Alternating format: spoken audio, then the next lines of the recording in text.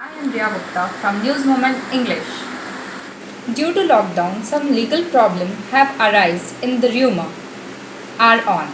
So please share your views to our questions. Ma'am, please introduce yourself. I'm Krishna Roy, Advocate, Asansol District Court. I'm gonna ask you some questions. Yeah. My first question is, the government of West Bengal in exercise of power confers under section 2, 3 and 4 of the Epidemic Disease Act 1894 has framed the WB epidemic disease COVID-19 regulations 2020 for prevention and containment of coronavirus disease 2019. Please explain above sections to our viewers. मैं ये कोविड-19 जब हुआ, आप जानते हैं कि इसके तहत अभी जो है कि बहुत सारे प्रॉब्लम्स हो रहा है। और जैसे आप पूछे कि जब ये महामारी भारत में फैलने का आशंका हुआ तो यहाँ का सरकार ने इस एक्ट के तहत यहाँ भी ये एक्ट को लागू किया। और इसके तहत जो बोला गया है कि सेक्शन 2 में इस एक्ट जैसे पूछे सेक्शन 2, 3 और 4, तो सेक्शन 2 में बोला गया है कि मान लीजिए केंद्र या राज्य सरकार को ऐसा लगे कि उसके किसी भी इलाके में, किसी भी भाग में अगर खतरनाक महामारी का प्रकोप फैलने का आशंका होता है कि आशंका है फैलने का, और राज्य सरकार समझते हैं कि उस समय मौजूद कानून इस महामारी को रोकने के लिए काफ़ी नहीं है, तो कुछ उपाय वो कर सकती है। इस उपाय जिसमें लोगों की सार्वजनिक सूचना के जरिए रोगों के प्रकोप या प्रसार को रोकथाम हो सके। तो इसके लिए सेक्शन 2 जो है बोला गया है कि जब केंद्रीय सरकार को ऐसा लगे कि भारत या उसकी अधीन किसी भाग में महामारी फैल चुकी है या फैलने का खतरा है, तो रेल या बंदरगांव जहां से बाहर से आदमी आते हैं, आना जाना करते हैं, तो उसमें वो रोक लगा सके। और जो महामारी ग्रस्त, जैसे आशंका किया जाता है कि ये महामारी ग्रस्त है, तो उनको किसी भी अस्पताल में या किसी अस्थायी आवास में रखने का अधिकार है। और इसी एक्ट के धारा 3 में बोला गया है कि जुर्माने के बारे में बोला गया है कि इनमें कहा गया है कि महामारी के संबंध सरकारी जो आदेश है, ये अगर कोई मानता है तो ठीक है, अगर नहीं मानता है तो ये अपराध होगा। और इस अपराध के तहत भारतीय दंड संहिता के अनुसार, इंडियन पिनल कोड 188 के अनुसार, जो ये कानून या ये एक्ट को नहीं मानेगा उसके खिलाफ कानूनन व्यवस्था लिया जा सकता है, और जिसके लिए 6 महीने तक का मतलब कारावास और जुर्माना भी इसके लिए हो सकता है। और सेक्शन 3 जो है, सेक्शन 3 में कानूनी सुरक्षा के बारे में बोला गया है कि किसी भी सरकारी अधिकारी ये एक्ट जो लागू करता है उसके कानूनी सुरक्षा इस एक्ट को सुरक्षित करता है ये एक्ट। और इस सेक्शन के सरकारी जो अधिकारी है, जो लीगल सिक्योरिटी दिलाता है, इस एक्ट के तहत उनको लीगल सिक्योरिटी दिया जाता है सरकारी अधिकारी को। अगर ये लागू करने में कुछ 19-20 हो गया है तो इसका जिम्मेदारी जो सरकारी अधिकारी इस एक्ट को लागू करेगा उनके ऊपर ये जिम्मेदारी नहीं होगा। और सद्भावनापूर्वक किसी भी काम के लिए कोई भी कानूनी कार्रवाई नहीं की जाएगी, ये भी इस एक्ट के तहत बोला गया है। Any persons found violating instructions of West Bengal government dated 22/3/2020 number HNFW 12020 shall be deemed to have committed an offence punishable under section 188 of the IPC 45 of 1860. Please explain our sections. Indian penal code जिसमें बोला गया है कि किसी भी public servant या सरकारी अधिकारी द्वारा दिया गया आदेश अगर कोई उल्लंघन करता है तो उसके लिए एक मतलब ये एक्ट का दोनों हिस्सा है, जिसमें पहला हिस्सा में है कि पब्लिक सर्वेंट या सरकारी अधिकारी द्वारा दिया गया आदेश अगर कोई उल्लंघन करता है तो उसके लिए 1 महीने तक का जेल मतलब कारावास और फाइन भी हो सकता है, जुर्माना भी हो सकता है। और दूसरा हिस्से में बोला गया है कि जिससे सुरक्षा व्यवस्था, मानव जीवन, स्वास्थ्य आदि के खतरा होता है और दंगा फसाद भी हो सकता है। अगर ऐसा शक होगा कि किसी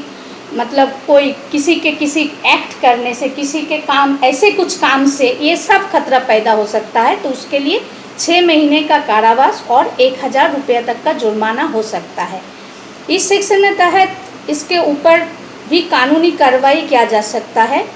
या कोई जानता है, मान लीजिए कि एक सेक्शन ऑफ पब्लिक, एक किसी भी इलाके में अगर बोल दिया गया है कि या कोई जुलूस, इस रास्ते से कोई जुलूस नहीं जाएगा या यहाँ कोई जनसभा वगैरह सम्मिलित ढंग से नहीं कर सकेंगे, हम लोग नहीं कर सकते हैं, ऐसा अगर जानकारी दिया जाता है, मान लीजिए उसके बाद भी अगर उसी रास्ते से कोई जुलूस निकाला जाता है तो इससे कुछ होगा नहीं, लेकिन घटना कुछ ऐसा नहीं घटा, लेकिन आशंका है कि ये जुलूस को निकालने से कोई घटना घट सकता है, तो इसके लिए भी ये 188 सेक्शन लागू किया जा सकता है और इसके तहत भी काम किया जा सकता है। किसी भी मजिस्ट्रेट के जरिए, किसी भी मजिस्ट्रेट ये इस काम को उनके जरिए ये एक्ट काम कर सकते हैं, लागू कर सकता है। कि जो कोविड 2020 जो वेस्ट बंगाल गवर्नमेंट ने जो ये किए, नया जो वेस्ट बंगाल गवर्नमेंट का जो ये है नोटिफिकेशन है, वेस्ट बंगाल गवर्नमेंट के इस नोटिफिकेशन में और थोड़ा ये किया गया है कि जो स्वास्थ्य कर्मी है, जैसे आशा कर्मी के साथ आशा वर्कर्स को लेके जो स्वास्थ्य कर्मी या डॉक्टर्स हैं, उनके ऊपर हाथ उठाना या उसको छेड़खानी करना या उनसे मारपीट करना, ये सब भी कानूनी तौर से इसको गुनाह समझा जाएगा और उसके लिए 7 years ऑफ जेल और फाइन भी हो सकता है। नॉन बेलेबल ये उनके ऊपर कानून ये लागू कर सकेंगे, अगर कोई सरकार लागू कर सकेगा, अगर कोई ऐसा होता है काम कर तो। This is only for adult or for children also? Children और एडल्ट दोनों के लिए तो एक साथ तो कानूनी कार्रवाई नहीं होता है। जो एडल्ट नहीं है उसके लिए जो है, वो बच्चे जो हैं उनके लिए तो दूसरे तरीके से होता है कानून। अब एडल्ट्स के लिए जैसे आसनसोल कोर्ट में एडल्ट का होगा, तो बच्चों के लिए तो जुवेनाइल कोर्ट है बच्चों का, लेकिन कानून तो सबके लिए एक ही है। विचार जो धारा है, विचार जो पद्धति है, स्ट्रक्चर जो है, हाँ, वो अलग होता है। जुवेनाइल कोर्ट में जो बच्चे हैं उसको ये किया जाता है, जो प्राप्त वयस्क नहीं है, अडल्ट नहीं है, उसका जो होता है विचार होता है। और एडल्ट जो होते हैं उनके लिए ऐसे जैसे आप मान लीजिए कि आम जिस कोर्ट जो है उसी कोर्ट में उनका होता है। My third question is, do you think that any person who has not violated the order of West Bengal government be implicable falsely? ये बहुत ये जो बात है ये तो हो ही सकता है। आप लोग भी जानते हैं, आम तौर से ये हम लोगों का किसी भी सरकार, केंद्र या राज्य, जो भी सरकार हो, कानून हम लोगों के यहाँ लागू होता है पुलिस के जरिए। किसी भी कानून को एक्ट करते हैं उसको पुलिस ही इसको ये करते हैं। विचार जो इन्वेस्टिगेशन है, विचार जो पद्धति है, इसको पुलिस के जरिए ही किया जा सकता है।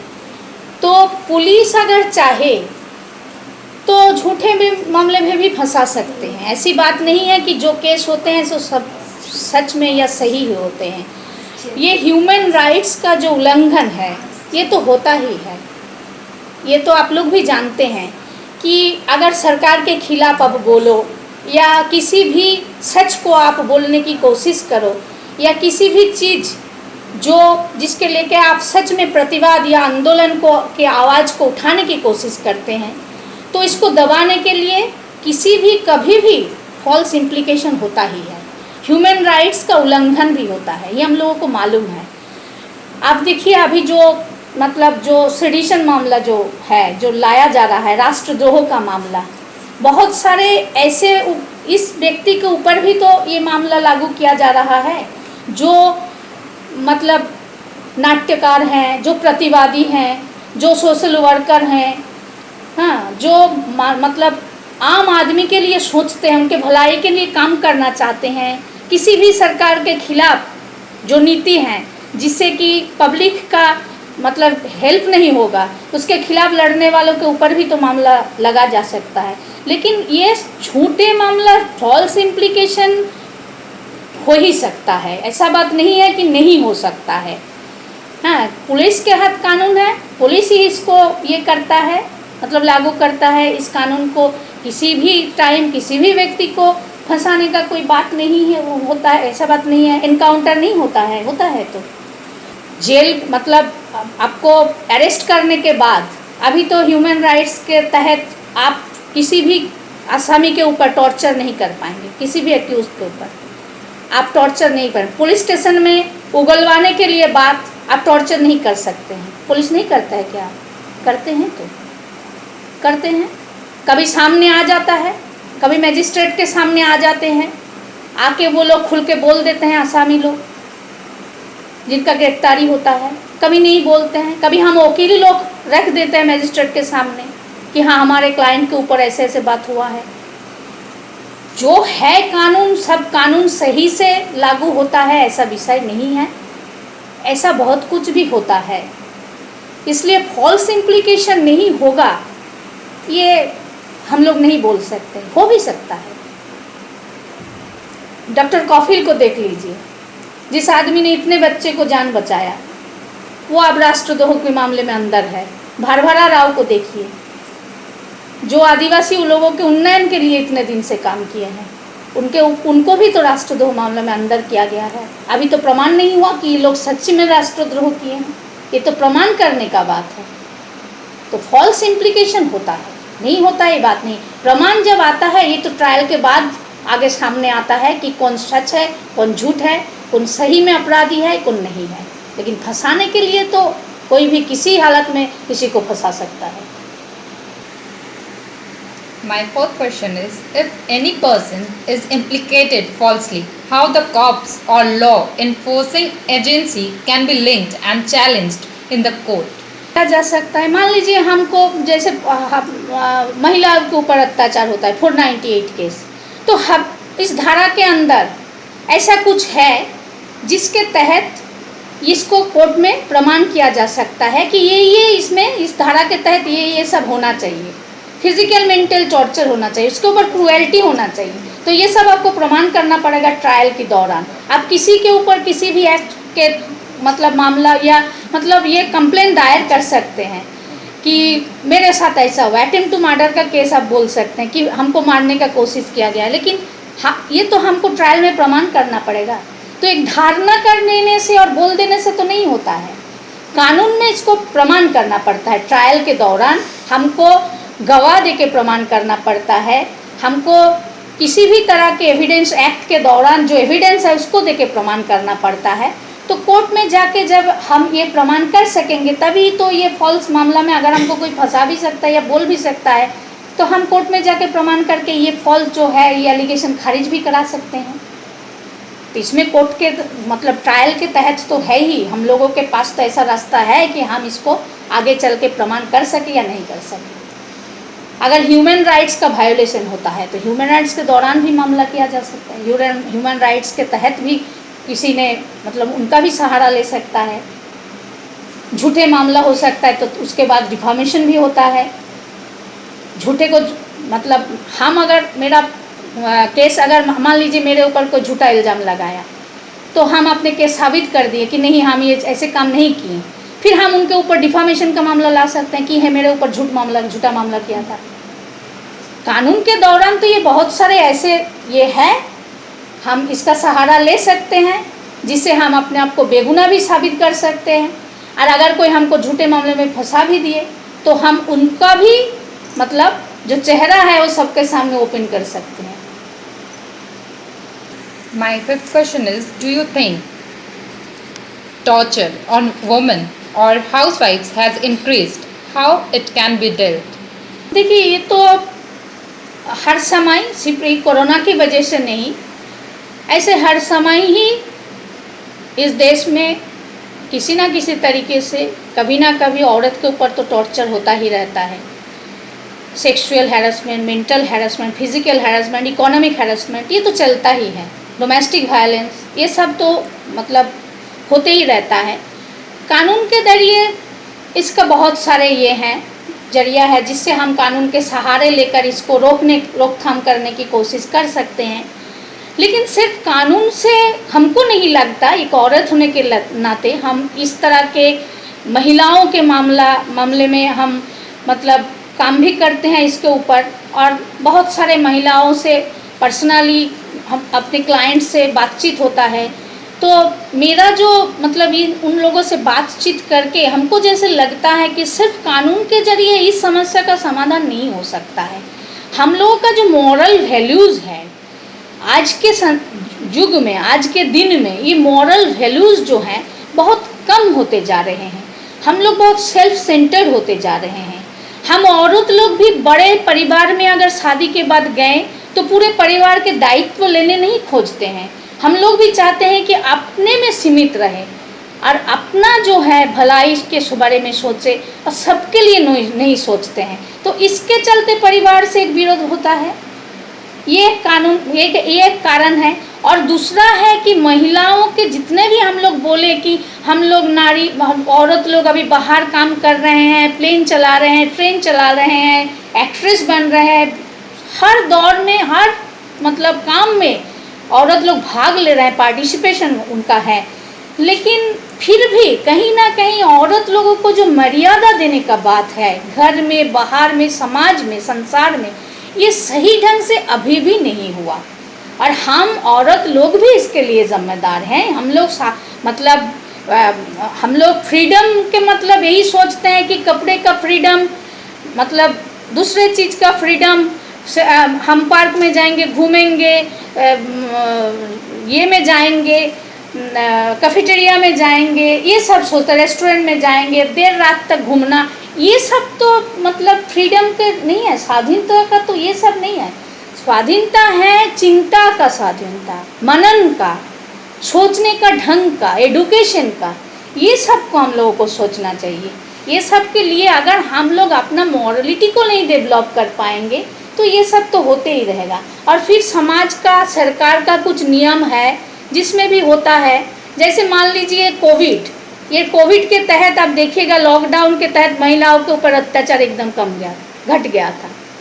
इसका जो सिनारियो हम लोग देखते हैं, इसका रेटिंग बहुत कम होते जा रहा था, जैसे रेप केस वगैरह व दूसरे टॉर्चर के बारे में। लेकिन ये जो मान लीजिए कि आम पब्लिक को भूख नहीं मिल रहा है, खाना नहीं मिल रहा, दारू का दुकान ओपन कर दिया, ये जो सरकार का सिद्धांत है, तो इसमें भी तो समाज का बहुत क्षति होता है। और इसका इनडायरेक्ट इम्पैक्ट लेडीज लोग के ऊपर पड़ता है।